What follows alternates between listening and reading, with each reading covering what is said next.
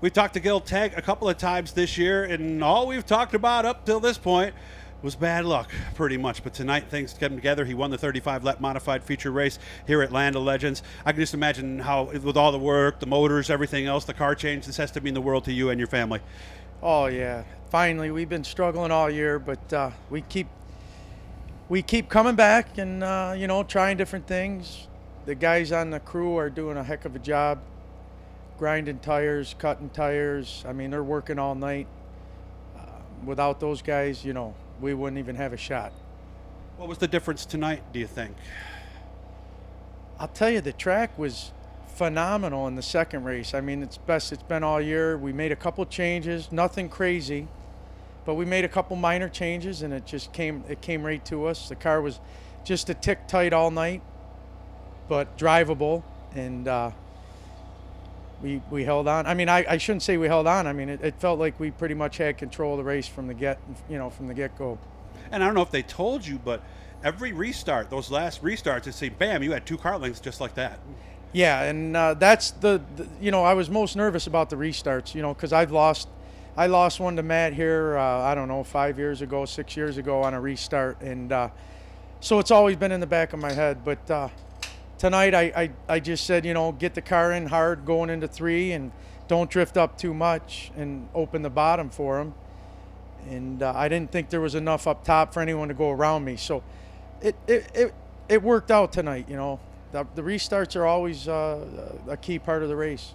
And, of course, remember, like and subscribe, guys. We're going to be doing a lot of this cool stuff. So what were you thinking when those cautions came out? And because you knew who was behind you, and you know that he's, 120-some wins here, right?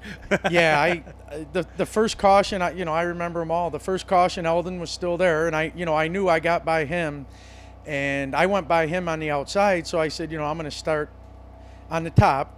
But then the second caution or the third caution, I had seen Alan was up to second, and I said, there's no way I'm going to start up top with him there, because I know he can run anywhere on the track, but his preferred line usually is on the bottom. So I didn't want to make it easy for him, and I chose the bottom, and I just, like I said, I just didn't want to push up and open the door for, I think the 7 car was third. So I didn't want to open the door for him, and I just wanted to carry enough momentum that Alan wasn't going to go around me on the outside. Amazing a difference a couple months made. I mean, I remember that first night we were here, you with your wild hair, and did you blow the motor the first night, or was it the second night? I think it was the second night, and you didn't just blow it. Oh yeah, we ruined pretty much everything except the heads. But It's funny. Last week I did an interview with you, I think after a heat win, and oh yeah.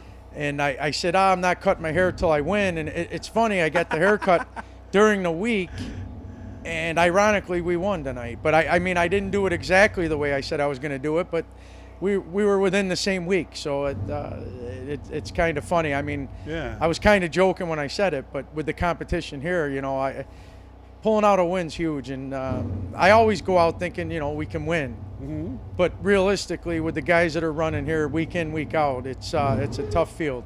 Yeah, and then of course less weight with the hair, so you were a little lighter on it. More that's weight what to I move said. I told a couple different guys today that was a joke. Back where I live, everyone when I get ready to go to the track, they always wish me luck. They're usually out by the pool or sitting out at the one garage hanging out. We live in a condo, and everyone knows I race, so they usually, wish me luck. And somebody actually said that? Yeah. So they said, hey, you got your hair cut and maybe save some weight. He's an old race guy. He's from Michigan, so he knows the deal. Aerodynamics too, right? Oh yeah. Both weight and aerodynamics. Any thank yous you want to give before you and I have a cold? Well, the sponsors for sure: A&G Food, Mike Yar Photography, All Star Pizza, Leland Powder Coating.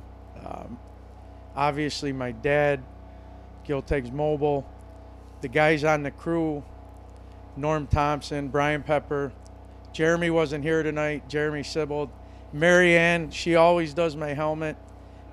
Without that, I wouldn't even be able to race because I wouldn't be able to see. So nice. Every job that every person point, here, every person here makes a big difference. And when you put it all together, this is how it can turn out. It's very rewarding when you can pull one off like this. It's the ultimate team sport, isn't it?